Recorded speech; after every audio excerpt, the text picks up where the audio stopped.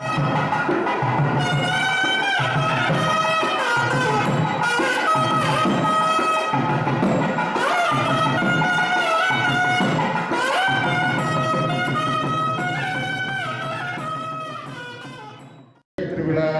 நடைபெற்றுக் கொண்டிருக்கின்ற இந்த வேளையில ரத உற்சவம் பற்றி இங்கு இந்த நேரடி ஒளிபரப்பு ஒளியமைப்பு செய்து கொண்டிருக்கின்ற நண்பர்கள் திருவிழாவை பற்றி ஒரு நிமிடங்கள் பேசும்படியாக செல்கிறார்கள். அமைதியோடு இருந்து நீங்கள் கேட்டுக்கொள்ளலாம்.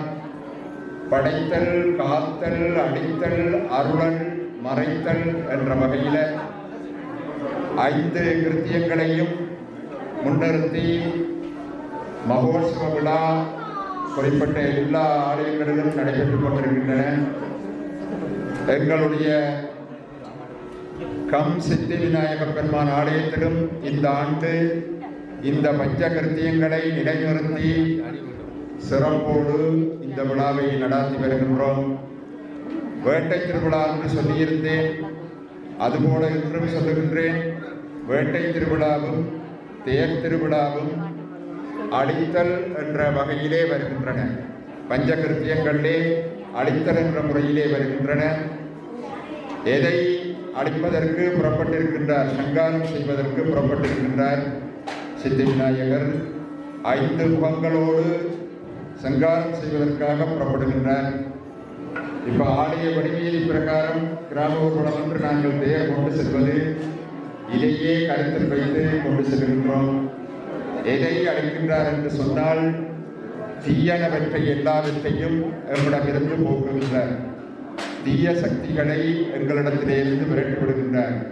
இப்ப கற்பூர சட்டி ஏற்றுகிறீர்கள், பால்குடம் ஏந்தி வருகின்றீர்கள், அரோகரா சித்தம் செய்து வருகின்றீர்கள், அர்ச்சனைகள் செய்கின்றீர்கள். நேரங்கள் போவது தாமதமாவது தெரியாமல் நாங்கள் சரணாகதி அடைந்திருக்கின்றோம். எதற்காக? எங்களை பீடித்திருக்கின்ற துன்பங்களும் எங்களை பீடித்திருக்கின்ற கஷ்டங்களும் எங்களை விட்டு விலக வேண்டும். ஐயா, இந்த தேர் திருவிழா காண ஓடோடி வந்திருக்கின்றோம். கண்டிப்பாக உங்களுடைய திருவருள் எங்களுக்கு கிடைக்கும்.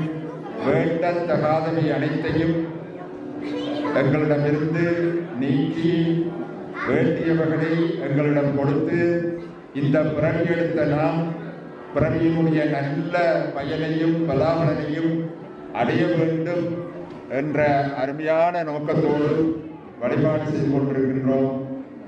நான் ஒவ்வொரு நாளும் உங்களிடம் திரும்ப திரும்ப நான் சொல்லிக் கொண்டிருப்பது, சிந்தனையெல்லாம் தெய்வ சிந்தனையோடு, நல்ல சிந்தனையோடு, நல்ல நிலைப்பாட்டோடு நாங்கள் வழிபாடு செய்தால் அதனுடைய நல்ல பலன் நமக்கு கிடைக்கும்.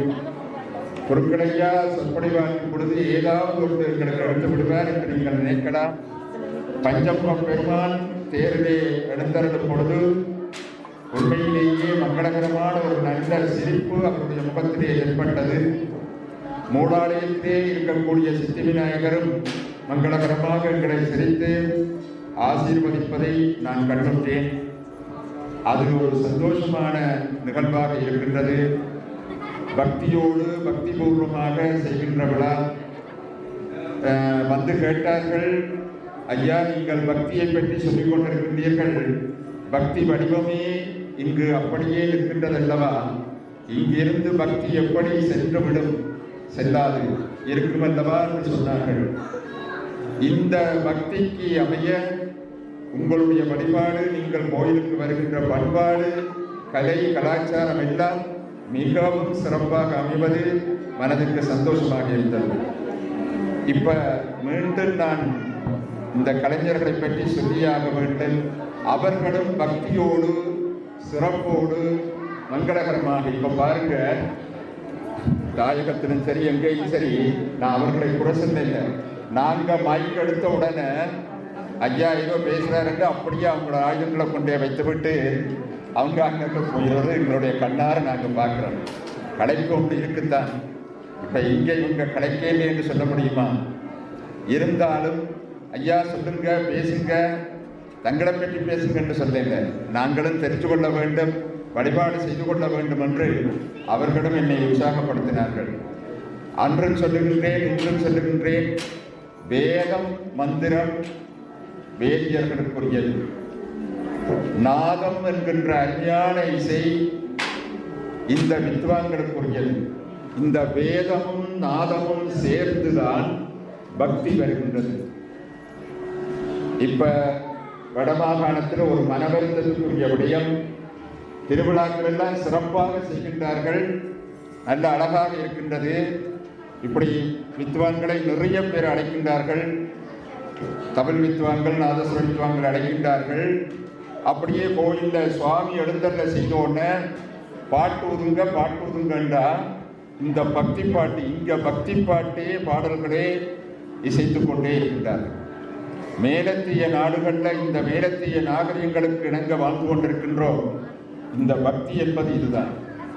அவர்களிடம் யாரும் சொல்லாமலே அவர்கள் பக்தி கீதங்களையே, பக்தி பாடல்களையே இசைத்துக் கொண்டிருக்கிறார்கள்.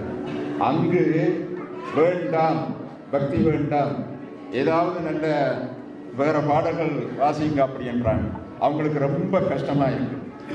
ஐயா கொஞ்சம் சொல்லுங்க, கோயில் இல்லவா, இவங்க எப்படி துன்பப்படுத்துறாங்கன்னு எங்கள்கிட்ட முறையிடுவாங்க. வாசிக்க வேண்டிய இடங்கள் உண்டு, நான் இல்லை என்று சொல்ல, அதுவும் வாசிக்கலாம். பக்தியோடு செய்கின்ற பொழுது பக்தியோடு அவர்கள் நன்றாக இசைக்கின்றார்கள் என்பதை மீண்டும் மீண்டும் அவர்களுடைய பெயர்களை சொல்லி நாங்கள் கௌரவிக்க வேண்டும். நிச்சயமாக அந்த ஒரு கௌரவம் நிச்சயமாக கிடைக்கும். நான் பெயர் சொல்லாது போனாலும் எல்லா வித்வான்களையும் நன்றாக தெரியும். சிலர் குடும்பத்தையே அழைத்து வைத்திருக்கிறார்கள். இன்று வித்வான்களுடைய குடும்பம் பிள்ளைகள் கூட வந்திருக்கின்றார்கள் என்பதை சொல்லிக்கொண்டு, இருப்புக்கு வந்த உடனே அவர்கள் சற்று ஓய்வெடுப்பார்கள். நாங்கள் அர்ச்சனையை ஆரம்பிக்கப் போகின்றோம். அர்ச்சனைகள் சிறப்பாக நடைபெற்றுக் கொண்டே இருக்கும். ஆலய நிர்வாகஸ்தர்கள் சொன்னார்கள், 4 மணி அளவில் பச்சை சாத்தி எம்பெருமானை, பஞ்சமுக விநாயகரை ரதத்திலே இருந்து நாங்கள் ஆலயத்திற்கு எடுத்து செல்வோம். அதன் பிற்பாடு பிராய்ச்சித்த அபிஷேகம் போன்ற விழாக்கள் நடைபெற இருக்கின்றது. 4 மணி ஆகும்படியில். அதனாலே அவதி இல்லாத உங்களுடைய அர்ச்சனைகள் மூலாலயத்திலும் தேருக்கும் சிறப்போடு ஏற்றுக்கொள்ளப்படும் என்பதை சொல்லிக்கொண்டு, தேர் இருப்புக்கு வந்ததும் பால்குடம் வரிசையாக கொண்டே கொடிமரத்துக்கு முன்னாலே ஐயாமாரிடம் கொடுக்கலாம், கற்பூரச் சட்டிகளை வைக்கலாம். அதன் பிற்பாடு நீங்கள் அர்ச்சனைகளை மேற்கொள்ளலாம். அர்ச்சனைகள் நடைபெற்றுக் கொண்டிருக்கும் பொழுது அன்னதானமும் நடைபெற்றுக் கொண்டிருக்கிறது என்பதை உங்களுக்கு தெரியப்படுத்தி மீண்டும் கலைஞர்களை உற்சாகப்படுத்துவோம்.